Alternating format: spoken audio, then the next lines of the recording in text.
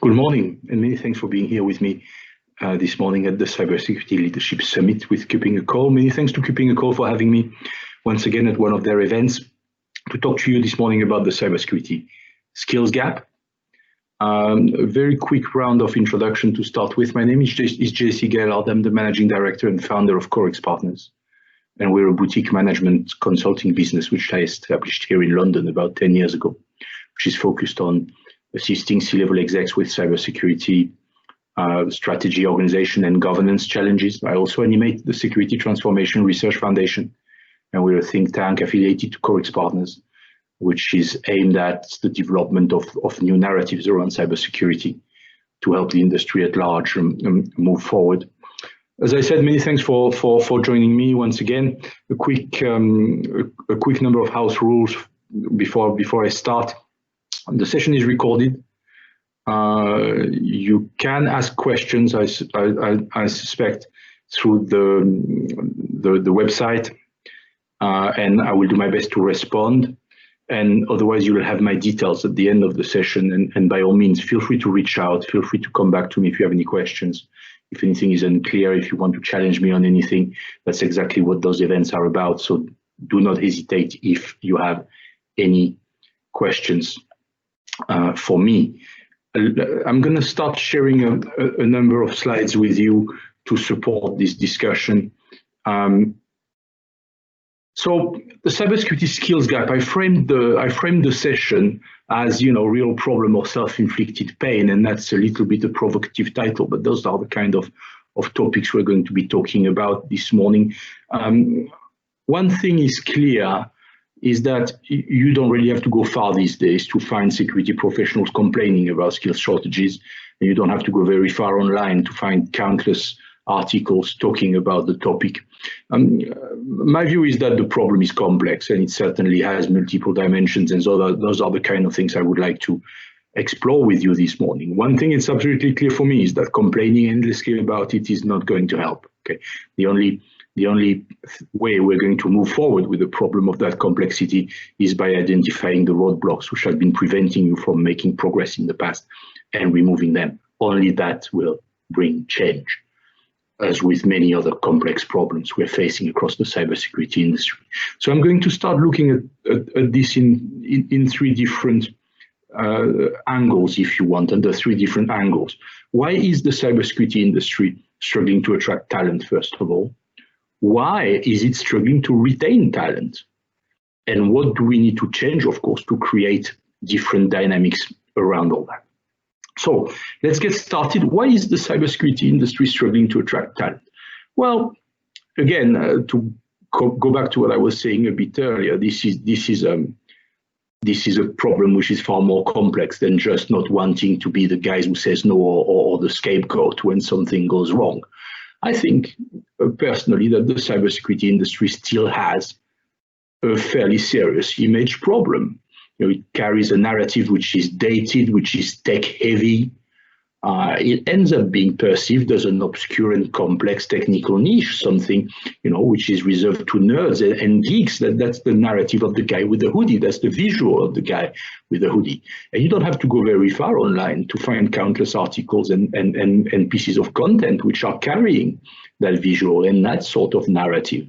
To an extent, the narrative of the guy who says no is the narrative of the padlock and the visual of the padlock, and you don't really have to go far online to find those visuals and that kind of narrative as well. I think all this created an overall narrative, an overall perception, which frankly over time has become toxic. And to be honest, if as long as us together collectively as an industry, we carry on, with this narrative, we carry on relaying this narrative. Of course, we create something which is a little bit of a self-fulfilling prophecy. If you portray yourself as a niche within a niche, you will remain a niche within a niche. And if you put the spotlight constantly on tech, then you will alienate the other roles. And God knows that there are a number of other roles which are not entirely technical in cybersecurity. And in turn, the lack of awareness around the diversity of roles breeds a lack of training courses and a lack of educational opportunities. And frankly, the absence of clear career path around security does the rest. This is the problem at all the levels when it comes to attract new talent. What do you do once you've been a security analyst in a SOC for a few years? What do you do once you've been a CISO for a number of years as well? Where do you go? What is your natural career development? And you do not have to be condemned to hopping constantly from from one job to a similar job. But frankly, credible alternative role models are simply missing. When is the last time you saw a CISO becoming a CIO or COO or even CRO, even across the GRC ecosystem? Those bridges, those gateways are not really visible. So frankly, my starting point is that, in my opinion, the cybersecurity industry has never managed to make itself attractive. And frankly, this is wrong. It's wrong. It's plainly wrong at a number of levels. There are countless cybersecurity roles which are not purely technical and which will require personal and political acumen. I mean, from auditing to awareness development or security training. There are genuinely complex, transversal, transformational projects around cybersecurity, in particular in large organizations, which should provide prime training grounds for ambitious project and program managers. There are genuine management transformational challenges, which again should provide key opportunities for ambitious middle managers to develop into and to prove themselves. So, this is not just about tech. The whole narrative around cybersecurity cannot be reduced just to the tech narrative. Why are those messages not coming through? I think as a community, we have to ask ourselves those questions if we really want to start addressing the problem we have in attracting talent into security. Why are those messages not coming through? Well, to me, they're not coming through because fundamentally quite a lot of the content we've got online around the cybersecurity skills gap, to an extent, talk about a different problem. Okay, it talks about the difficulty in staffing large operations. It talks about the difficulty of staffing large projects, but those problems are rooted in a different context altogether. Okay, around staffing issues for security operation centers and large operational centers. Very often, what is very prominent to me is the attempt by management to prop up manual legacy operational processes just by throwing more resources at them because it's easier than fundamentally transforming those processes or streamlining them. And many organizations are stuck with legacy operational processes around security, whether it's identity management or security monitoring or incident handling or threat intelligence.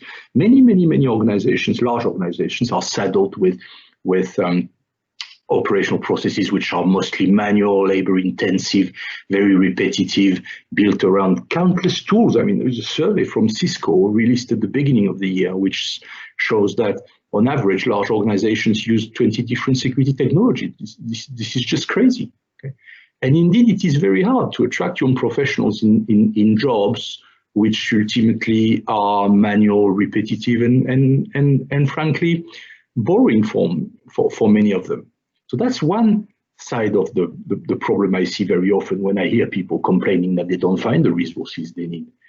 Another side of the coin, if you want, is that many organizations, when they find themselves in a situation where their maturity level is too low, when they come out, on the other side of an incident or a near miss, they try to change everything at the same time, or at least they want to try to change everything at the same time. But to be honest, building a monstrous program of work requiring tens of additional FTEs, selling this to the board, getting funding for the board to the tune of tens of millions, but ignoring all dependency between tasks, ignoring all dependencies between cultural aspects, and pretending that, again, this is just about throwing resources at the problem. That's not how you change things. I mean, this is a specialized industry. You cannot you cannot expect to find an unlimited amount of resources available to you at any time to do anything. This is just not the way any specialized industry works. So you would struggle to staff large-scale programs of work in any specialized industry, let alone deliver it. For me, behind that kind of attitude, there is fundamentally a problem of bad planning and bad management. And to be honest, to say it bluntly, this is fueled by the tech industry, and this is fueled by large consultancies. So fundamentally, very often, when we hear about the skills gap, we have essentially the perception of the skill gap, which is relative to those flawed expectations. But what is all this really telling us? What is all this really telling us? This is also something we need to confront as a community, as an industry altogether. Is this really a matter of skills shortages, or is this poor management, or is this just a reflection of the greed of the security ecosystem? Those are questions we have to ask ourselves. One thing is certain, is that in my opinion and in my experience, frankly, of consultants, you're looking at what I see every day in the field, all this breeds attrition. As I said earlier, manual, repetitive security operational processes, they very, very quickly become boring for young professionals, and they leave. And once they've gone, it's not likely they'll come back. Again, as I said on the previous slides, overcomplexifying transformative programs of work, ignoring dependencies, ignoring governance issues, ignoring priority setting across corporate silos, working against arbitrary timelines, working against arbitrary resources requirements, simply thinking that you can throw resources at the problem, that it's just a matter of adding up the number of FTEs you need, and you will just go onto the market and find those people sitting there waiting for you. It doesn't work like that in any specialized industry. This is the kind of attitude which simply leads to failure. And frankly, failure alienates senior management. You cannot blame the senior management for looking back at the millions they've spent on cybersecurity over the past 10 or 20 years and asking themselves, why are we still being breached? And this is not just about the fact that the threats evolve constantly. It's also because many of those transformative programs of work over time have never been properly delivered across large organizations. They've never been properly delivered because they were either over complex or because priorities shifted and nothing got finished. And all this fuels the historical tendency. Senior management has had to see security as a cost and as a problem. And frankly, if you look at an organization which is in that type of situations, we would like to be in a CISO in a context like that. I do appreciate that this is a little bit of a grim picture I'm painting, and I would be very happy if some of you wanted to challenge me on that. Don't hesitate. As I said at the start, my details are at the end, and if you do have a different view, or if you think I'm going too far, by all means challenge me.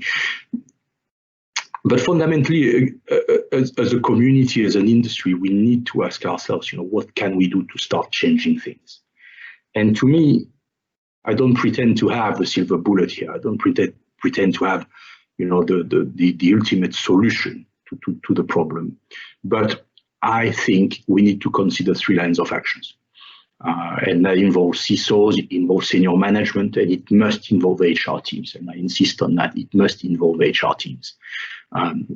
The first thing, collectively, we have to start working at making security more attractive. It's time to ditch the hoodies, to ditch the padlocks, to ditch that toxic narrative, and to move towards a more positive, business-oriented narrative.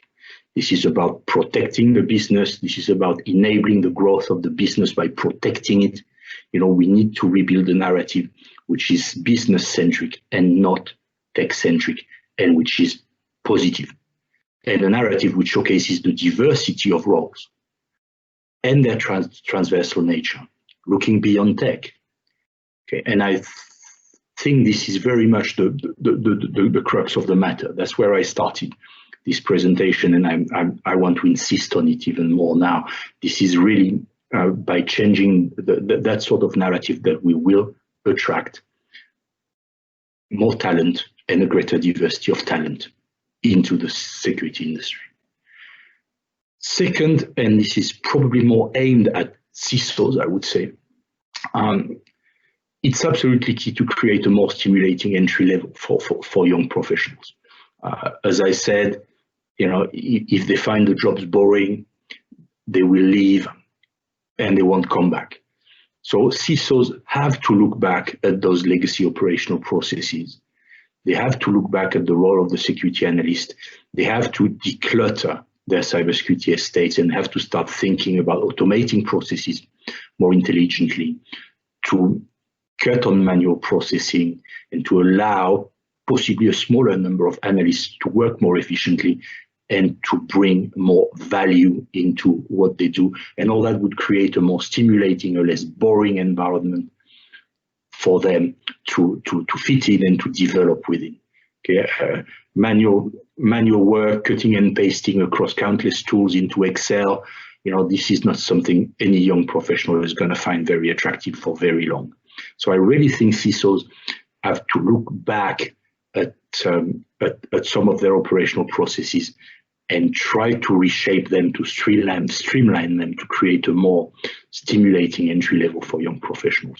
And finally, and I think that last point is more aimed at HR people and at senior execs. It's time to start building up role models, showcasing genuine career path across the security industry, showcasing real, meaningful, credible bridges across cybersecurity roles and other roles. And to me, that has to work primarily across the broader GRC spectrum to start with, but there is absolutely no reason why it would be limited to just that spectrum. Ideally, we should be able to showcase those type of career paths across the entire management spectrum. And to HR people in particular and to senior exec, I say, please think outside the box, look beyond tech. There is absolutely no reason why the CISO would not come from a business role. It's time to start breaking that dynamic and to start to try to look truly at alternative ways of staffing security management roles. All that, to me, needs to be combined to start building a new narrative at all the levels, a narrative which is positive, as I said, which is business-centric and not so much tech-centric. And it's, in my opinion, by driving in that direction that we will start to attract more raw talent at all levels in the cybersecurity industry. I'm going to leave it here for this morning. Again, I thank you very much for listening to me and for watching this. Many thanks to Kuppinger Call, of course, once again for having me. As I said repeatedly throughout and at the start, please be in touch to discuss further. You've got my details on the screen. If I've rattled your cage, if you think I've gone too far or not enough, by all means, be in touch. For me, that's exactly what this is about. As a community, we need to talk about those matters, and we need to exchange to build the right way forward for all of us collectively. Thanks again to all of you. I wish you a very good rest of your day and a very good Cybersecurity Leadership Summit for those of you who are going to attend other sessions. Thank you very much.